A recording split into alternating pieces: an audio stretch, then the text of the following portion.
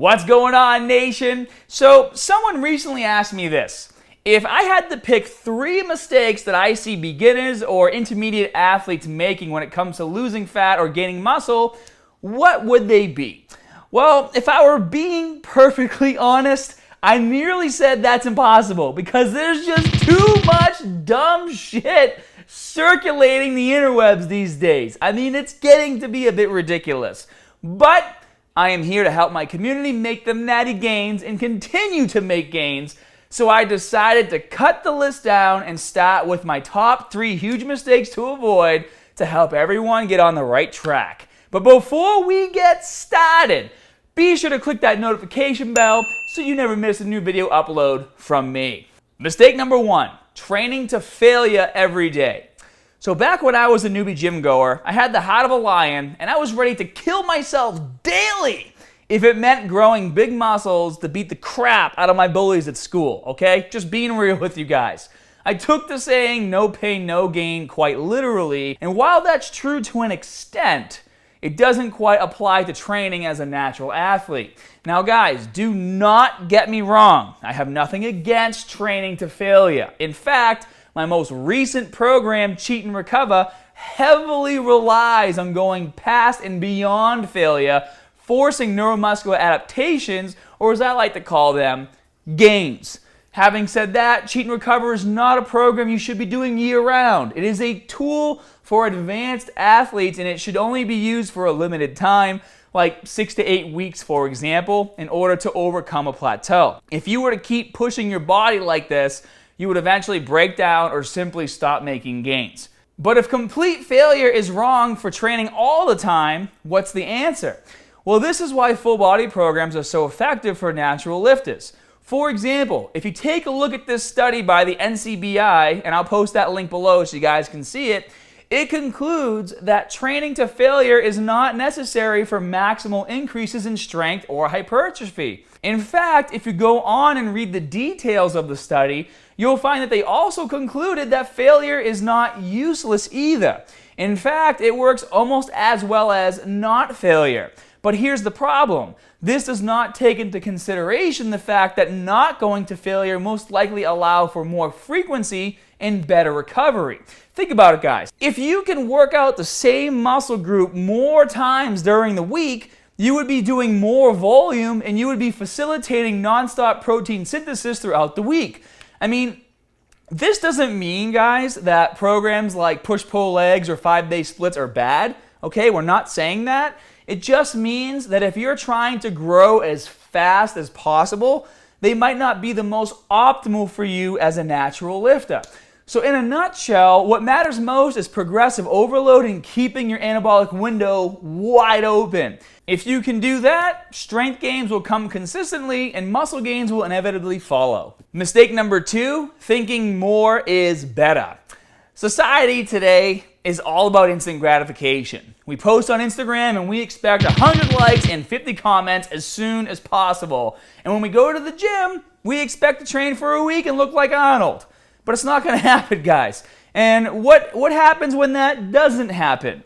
Well, we immediately start looking for a new solution. We do more sets, more cardio, different exercises, create new goals, and stay longer in the gym. But the opposite usually happens from all of this. Very little or zero progress, and let me tell you that mentally this is a fast track to self-sabotage, frustration, and in some cases even depression. To be honest, this is the exact reason why so many young teens are turning to gear. There is no patience or understanding that results take time.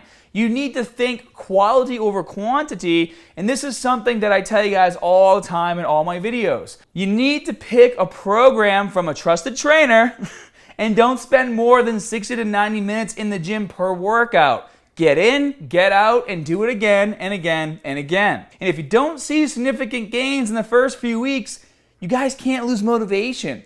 It can sometimes take up to 8 to 12 weeks for your body to make big changes, and that's okay. Eventually, your body will get the memo, respond to what you're doing in the gym, and begin to understand it can live and thrive with what you're putting it through. And mistake number 3, thinking that more cardio equals more fat loss. Guys, all new and a lot of regular gym goers run over to that cardio area when they want to lose weight or get cut. It has just become such a societal norm that cardio burns fat, period. And while that's definitely true, 90 minutes of cardio pales in comparison to how many calories you could burn during a 20 to 30 minute session of high intensity interval training, and that's for two reasons. Number one, most compound exercises utilize almost the entire body, which leads to more calorie burning. And also, as you fatigue and break down your muscles, those muscles will have to recover. And how does recover happen? Well, in order to recover, your muscles need to burn calories for energy to recover and grow. So even after your training is done, your muscles will still require a steady stream of energy to recover and be ready for your next workout.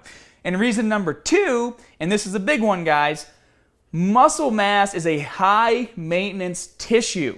That's why our bodies generally prefer not to add too much muscle mass unless there's a reason for it. Each pound of muscle tissue you add increases your body's energy requirements dramatically. That's why someone like me requires about 3,500 calories just to maintain my weight, while someone with the same body weight as me but much less muscle mass would probably require more like around 2,200 calories to maintain their shape. So remember this, nation. Muscle burns calories at rest, meaning that for every bit you add, you become a more efficient fat-burning machine.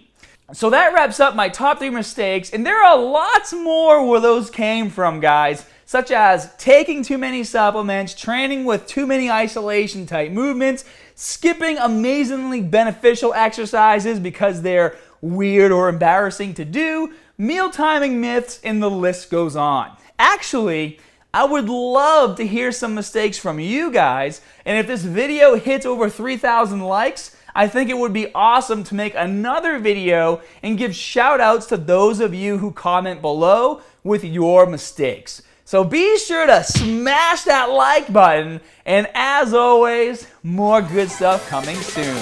See you guys.